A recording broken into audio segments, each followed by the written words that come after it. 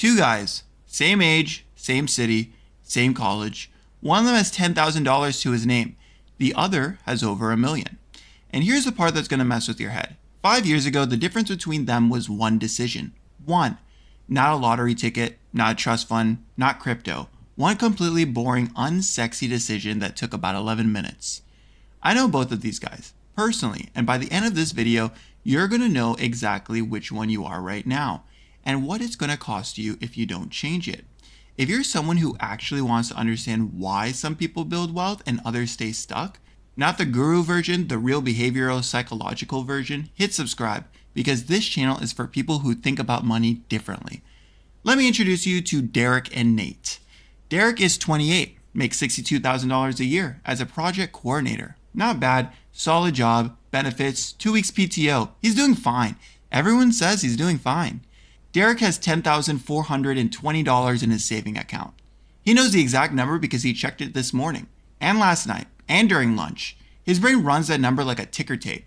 First thing when he wakes up, last thing before bed. Like a background process he never installed and can't turn off. Psychologists call this financial hypervigilance. It comes from PTSD research. Your nervous system treating your bank balance like a vital sign. Heart rate, oxygen, checking account, in that order.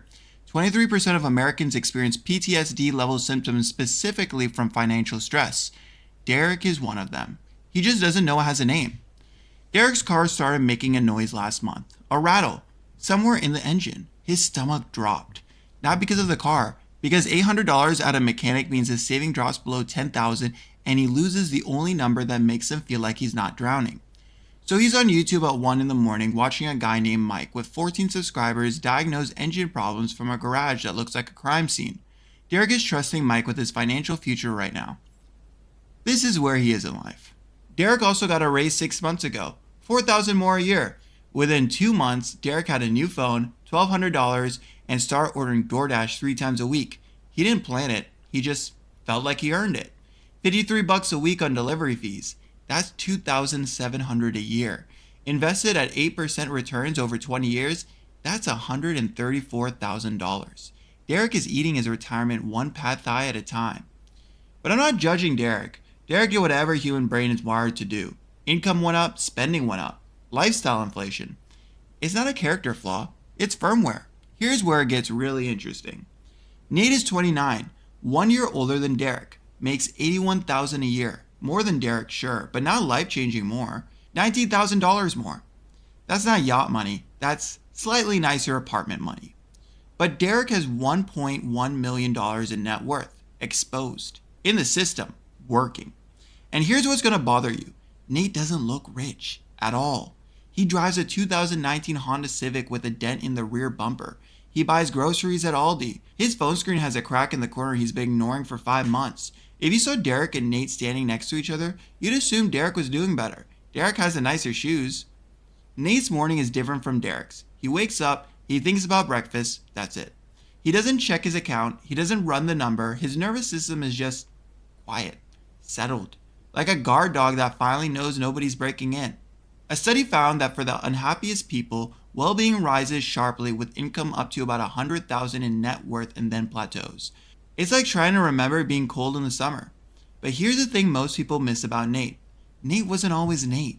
5 years ago, Nate had $11,000, almost exactly what Derek has now. Same anxiety, same car rattle nightmares, same 2 a.m. YouTube mechanics, same DoorDash habit, same everything. They even worked at the same company for a year, same floor, same coffee machine, same vending machine Snickers at 3 p.m. when the afternoon hit. Derek still works there. Nate left. Not because he got a better offer, because he made one specific decision. When Nate was 24, he set up an automatic transfer, $200 a week, into a brokerage account he deliberately made annoying to access. Different bank, no app on his phone, had to log in on a laptop through 2-factor authentication just to see the balance. He engineered it so checking felt like work. That's the 11-minute decision. Setting up the auto transfer, that's it. $200 a week is $800 a month. That's $10,400 a year. At 8% average returns in an index fund, here's what happens. I need you to sit with this math because it changes everything. After year 1, $10,000. Boring. After year 2, $21,000. That extra $1,000 is interest. Still boring. After year 3, 33,000. Now we're accelerating. Your money made 2,000 while you slept. Year 5, 63,000. Your returns that year alone are almost 5,000. Your money is working a part-time job now. And then the math flips. Charlie Munger, Warren Buffett's partner, said it bluntly. The first 100,000 is a bitch, but you gotta do it. After 7 years at this pace, 106,000. Each 100,000 after that arrives faster. The second 100,000 takes 5 years instead of 7. The third takes less than 4. By year 12, your annual returns roughly equal your annual contributions. Your money works harder than you do. You're the assistant now. Your portfolio is the boss. Nate has been doing this for 5 years. He started at 24. He's 29. He's at the inflection point where the math does the heavy lifting and he just has to not touch it. Derek has been in the same company making slightly less, spending slightly more for the same 5 years. Same starting point, 11,000. Derek is still at 10,400. He actually went backwards. But here's where it gets dark. Derek is 28. Let's run Derek's numbers forward. And this is going to hurt. Derek saves about $100 a month. When he saves at all. Some months he doesn't. His emergency fund hasn't grown in 2 years because every time it gets above 12,000, something happens. Transmission, medical copay. His cat ate something weird. That was $400 he'll never get back. The cat is fine. Derek is not. At Derek's current pace, $100 a month, 8% returns, Derek will have $47,000 by age 40. That sounds okay until you realize that's 12 years from now.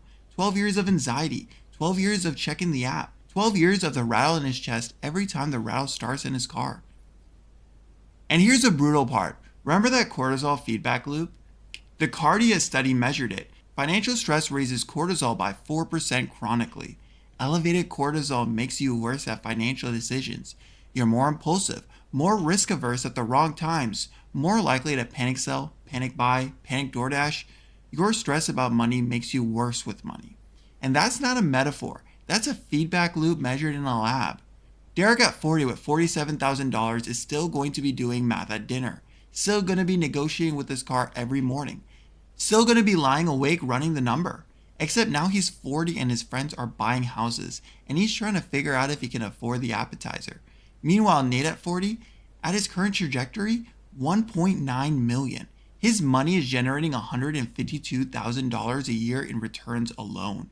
That's more than Derek's salary. Nate's portfolio makes more money than Derek does, and Nate doesn't even have to show up. Same starting point, same city, same college, 5 years apart because of one automatic transfer. But here's the part that will blow your mind. Nate almost became Derek. When Nate hit 100,000, something weird happened. The anxiety went away, which sounds great, but the drive went away with it. The fear that had been pushing him for 3 years just evaporated. And without it, he had no idea why he was still saying no to things. Half of the people who hit 100,000 actually lose motivation. The survival instinct that got him there was terrible to live with. It was also, unfortunately, really effective. When it's gone, you're wandering around an open world, picking up random side quests, wondering why nothing feels important anymore.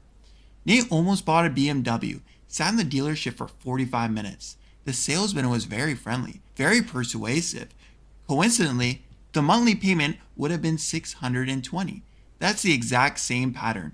Income up, spending up, back to square one. That's how $100,000 turns back into $40,000. That's literally what happens to most people.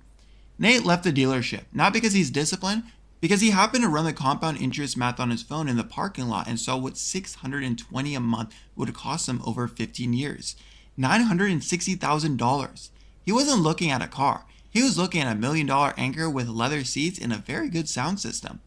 He drove home in the Civic, with the dent. The people who break through 100,000 aren't special. They're not smarter. They're the people who survived motivation vacuum, who understood that 100,000 wasn't the destination. It was a tutorial. It was your nervous system learning it's safe to want more. You're probably somewhere between 2,000 and 50,000 right now. And I know that because you're watching this video. Nate isn't watching a video about net worth at, what time is it? Doesn't matter. You're here.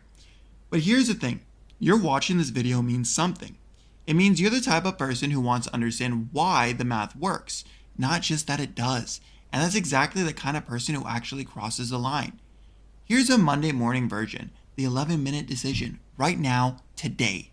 Set up an automatic transfer, even $50 a week, into a separate account you don't look at. Not because $50 changes your life tomorrow, because the automation changes your brain. You're training your nervous system to save without suffering. You're removing the decision. You're removing the cortisol. You're removing yourself from the equation so the math can work without anxiety getting in the way. That's what separates the Dereks from the Nates.